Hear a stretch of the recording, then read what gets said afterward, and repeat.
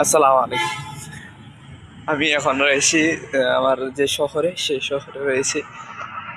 সেহরি শেষে আমরা ফজরের নামাজ আদায় করে কাজের উদ্দেশ্যে বের হয়েছি। তো এখানে আমি আপনাদেরকে একটা বিষয় দেখানোর জন্য আপনাদের এই ভিডিওটা করা। সেটা হচ্ছে, আমাদের অনেক সময় আমরা মোবাইলে সমুদ্র সৈকতের সূর্যোদয়, পাশাপাশি পাহাড়ি এলাকার সূর্যোদয় সবসময় দেখি, মোবাইলে আমরা দেখতে পাই।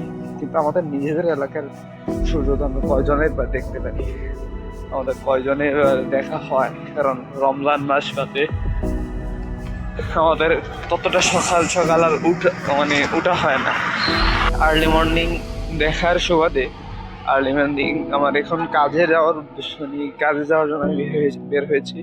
তো সেইখানে যাওয়ার পথে অনেক সুন্দর সূর্যোদয় দেখা যায়, অনেক সুন্দর সূর্যোদয় দেখা যায়। পাশাপাশি ওই সূর্যোদয়টা আমি আপনাদের সাথে শেয়ার করতে চাই।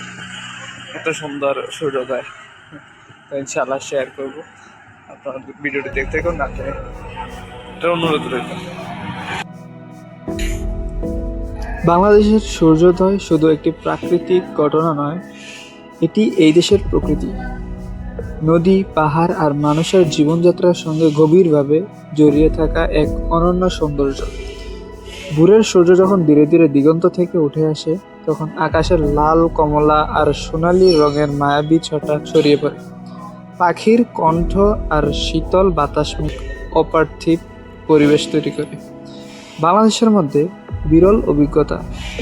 ভোরের আলোয় সমুদ্রের রূপ অন্যরকম শান্ত ও গভীর লাগে। মেঘের মাঝখানে সূর্যের প্রথম আলো যখন গাছের গায়ে পড়ে, তখন মনে হয় যেন রঙে সুন্দর এবং গোছানো দিন আমাদের জন্য চলে এসেছে। মনে মনে যেন এই পরিবেশটাই খুঁজছিলাম। বাংলার গ্রামের ভোর মানেই কুয়াশা ভেজা মাঠ, পাখির ডাক আর গরু নিয়ে কৃষকের মাঠে যাওয়া। নদীমাতৃক এই দেশের অসংখ্য নদী, যেমন পদ্মা নদী, ভোরের আলোয় রূপালী ঝিলিক দেয়। আমরা যারা শহরে থাকি, তারা গ্রামের এই ভোর সূর্যোদয়টাকে খুব মিস করি, বিশেষ করে শীতকালের ভোরের আলো। বাংলাদেশের সূর্যোদয় শুধু চোখে দেখা আরাম নয়, এটি নতুন দিনের আশা, পরিশ্রম আর সম্ভাবনার প্রতীক। প্রকৃতির এই রূপ আমাদের মনে শান্তি ও অনুপ্রেরণা জাগায়। আপনি কি সমুদ্রের সূর্যোদয় বেশি পছন্দ করেন, নাকি আপনার গ্রামের ভোরের আলোর সাথে ঠান্ডা বাতাসের কারণে আপনার শরীরে হিম হওয়া সূর্যোদয়কে বেশি পছন্দ করেন? কমেন্ট বক্সে জানান।